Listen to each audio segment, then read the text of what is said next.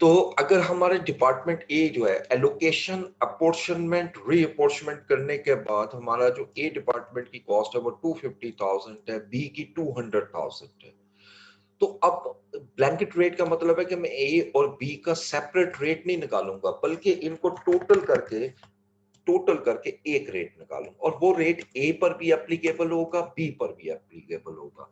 तो फार्मूला यही रखना है। जब आपका मेथड वन में कंपोजिट रेट होगा तो हम एस्टिमेटेड टोटल ओवरहेड कर देंगे, यानी 450 को डिवाइड कर देंगे बेस पर। बेस अभी मैं डिस्कस करूंगा आपसे, ठीक है। लेकिन दूसरा मेथड ये होता है कि मेथड टू इज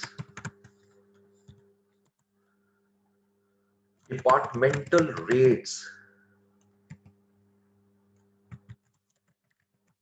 और इसको हम बेसिकली सेपरेट रेट्स भी कह सकते हैं, यानी to calculate a separate rate for each department.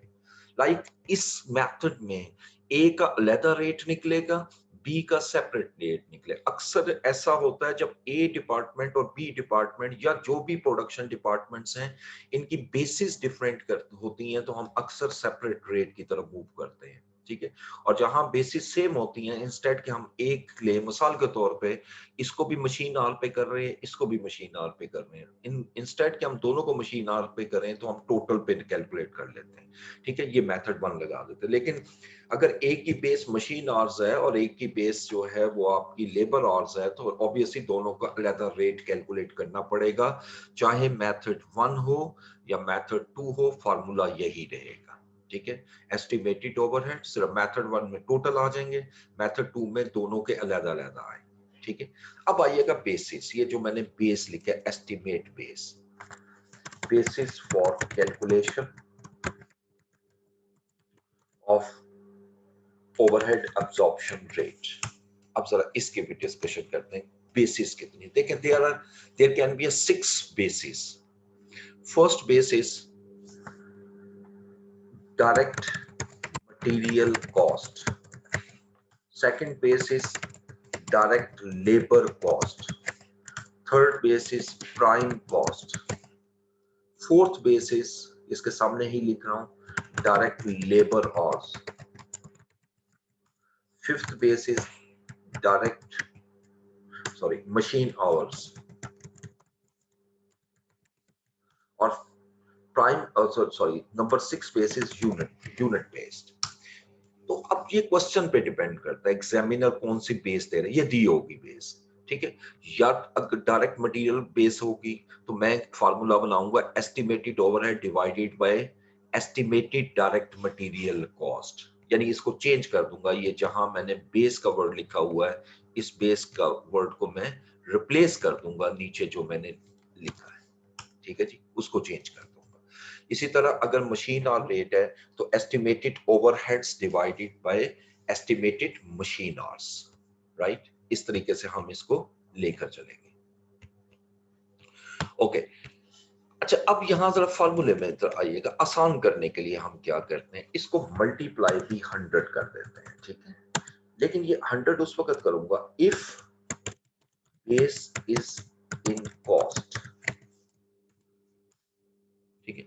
यानी अगर तो मेरी बेस कॉस्ट में है, ये इसलिए मैंने 3 अलग लिखी थी, ये कॉस्ट में है, तो इट्स बेटर कि हम इसको 100 से मल्टीप्लाई कर दें, ठीक है। जैसे हम कहते हैं जी 75% ऑफ लेबर कॉस्ट, तो ये कैलकुलेशन में आसान हो जाता है। और अगर बेस हमारी अदर देन कॉस्ट है तो फिर 100 से मल्टीप्लाई नहीं करेंगे, राइट। अब आइएगा नेक्स्ट पे। अब इसकी एग्जांपल ले लेते हैं, और इसी एग्जांपल को मैंने अगले स्टेप पे भी कंटिन्यू करना है, क्योंकि जब रेट निकला इसी रेट को हम यूज करेंगे नंबर 5, नंबर 1 करेंगे। इसके लिए एग्जांपल 1 देखिएगा, दी प्रोडक्शन ओवरहेड्स आफ्टर रीअपोर्शनमेंट। जब मैं वर्ड रीअपोर्शनमेंट लिखता हूं, इसका मतलब इससे पहले 2 स्टेप इसमें शामिल है, क्योंकि स्टेप बाय स्टेप होता है allocation, apportionment, reapportionment. Production overhead after reapportionment are given below. अब इसमें डिपार्टमेंट ए इसके जो ओवरहेड्स हैं वो सपोज उसने हमें दिए, हमने कैलकुलेट किए हैं 175,000। डिपार्टमेंट बी, इसके हमने लिए हैं 200,000, और डिपार्टमेंट सी भी ले रहा हूँ क्योंकि ज्यादा बेसिस है, मैं चाह रहा हूँ 3 बेसिस हम यूज कर लें, 100,000। ठीक है, overheads absorption rate shall be based on following assumptions.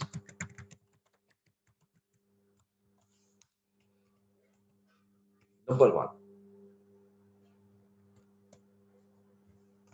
number A, if separate rate, if composite rate based on direct labor hours, यहां मैं लिखता हूं जी डायरेक्ट लेबर आवर्स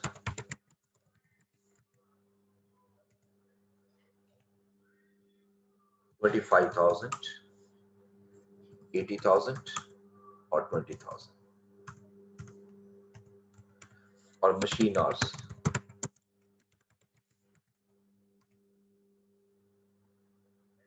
50,000, 100,000 और 75,000। और उसके बाद हम ले लेते हैं एक और direct labour cost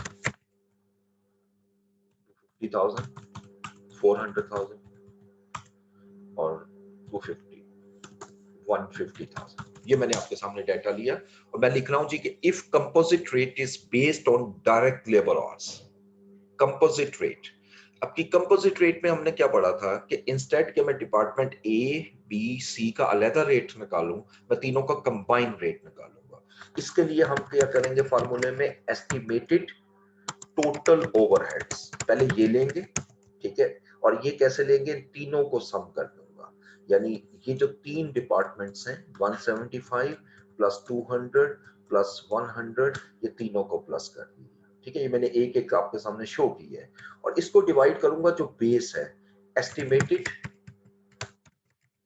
direct labour hours. अब डायरेक्ट लेबर आवर्स मैंने किसी एक डिपार्टमेंट के नहीं लेने, ये 25,000 प्लस कंपोजिट रेट है 80,000 प्लस 20,000। ठीक है, अब इसको टोटल करें, अब इसका रेट निकालें, तो अब मैं आएगा ओवरहेड अब्जॉर्प्शन रेट जो है वो कितना आएगा, मैं 475 को डिवाइड कर दूंगा 125,000 पे, और ये मेरा रेट आ रहा है 3.80। ठीक है, इसको मैं स्पेशली 3 डेसिमल तक, 5 डेसिमल तक कैलकुलेट करूंगा। ठीक है, क्योंकि आगे पॉइंट्स भी आ सकते हैं, यहाँ नहीं आ रहे, इट्स ओके, लेकिन इसको मैं 3-5 तक ये कैलकुलेट कर रहा हूँ। ये ओवरहेड अब्जॉर्प्शन रेट आ गया अगर मेरा लेबर ऑल पर ये बेस कर रहा है, राइट।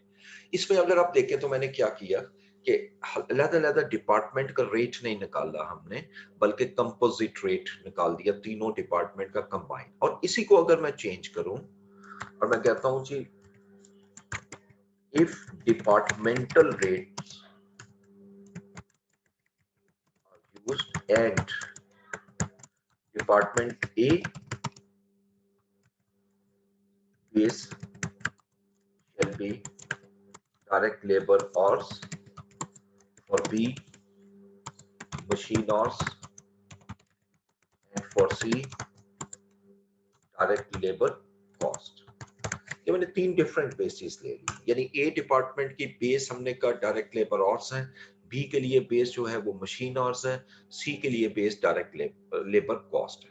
ठीक है, अब जरा इसके मुताबिक कैलकुलेट करें तो अब मुझे 3 रेट निकालने पड़ेंगे, डिपार्टमेंट ए का रेट, डिपार्टमेंट बी का रेट, डिपार्टमेंट सी का रेट। तो इसके टेबल फॉर्म में हम कर लेते हैं।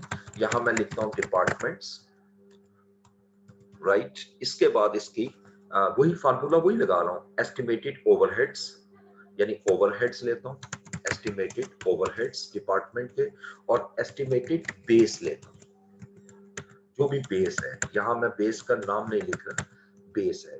ठीक है, तो मैं सबसे पहले लेता हूं जी डिपार्टमेंट ए। डिपार्टमेंट ए के एस्टिमेटेड ओवरहेड है 175। पहले ये सारे तीनों लिख लेते हैं। बी के जो डिपार्टमेंट के बेसिस हैं एस्टिमेटेड ओवरहेड वो 200,000 है। सी के 100,000। एज पर क्वेश्चन आपने फॉलो करना है कि इनके लिए बेस क्या है। ठीक है, इसको भी आगे ले जाता हूं। यहां मैं पहले बेस लिख लेता हूं। डिपार्टमेंट ए के लिए हमें क्वेश्चन में दिया हुआ है कि department rates are used of departments A's base shall be direct labour hours. इसके लिए डायरेक्ट लेबर आवर्स है। बी के लिए वो हमें कह रहे हैं मशीन आवर्स, और सी के लिए वो कह रहा है डायरेक्ट लेबर कॉस्ट। तो मैं यहां पर एस्टिमेटेड बेसिस लिख लेता हूं। डिपार्टमेंट ए के मुझे डायरेक्ट लेबर आवर्स चाहिए। डायरेक्ट लेबर आवर्स हैं 25,000। ये अगर आप ऊपर देख सकते हो, ये डिपार्टमेंट ए के डायरेक्ट लेबर आवर्स 25। मैंने इन दोनों को इग्नोर कर दिया, मैंने सिर्फ ये 25,000 लेने। मशीन आवर्स, बी के लिए मशीन आवर्स चाहिए, तो बी के लिए ये मशीन आवर्स लूंगा 100,000, और सी के लिए डायरेक्ट लेबर कॉस्ट लूंगा 150,000। अब मैं ओवरहेड रेट निकाल लेता हूं। जैसे ये रेट निकाला था, ये इसके सामने मैं लिखता हूं पर डायरेक्ट लेबर आवर, यानी ये जो रेट निकला ऊपर वाले क्वेश्चन में कंपोजिट वो 3.80 निकला था पर लेबर आवर। इसी तरह यहाँ ओवरहेड एब्जॉर्प्शन रेट निकालेंगे। सिंपल डिवाइड कर दूंगा। 175,000 ओवरहेड्स हैं डिवाइडेड बाय 25,000, तो ये रेट आया हमारे सामने 7। ठीक है, ये अगर मैं इसको 5 डेसिमल तक कर भी दूं तो वो 7 ही रहेगा, तो इसलिए इसको रहने दें। इसी तरह अगला रेट देखें, 200,000 डिवाइडेड बाय 100,000, ये 2 रेट आ गया। ये भी एग्जैक्ट 2 है। लेकिन सी का जो है वो अगर रेट निकालना हो तो क्या करूंगा, 100,000 divided by 150, this is the rate, और इसको हम परसेंटेज में लिख लेते हैं 67%। ठीक है, और अगर मैं इसके डेसिमल बढ़ाऊं, 66.667। अब ये जो 7 आ रहा है ये क्या है, पर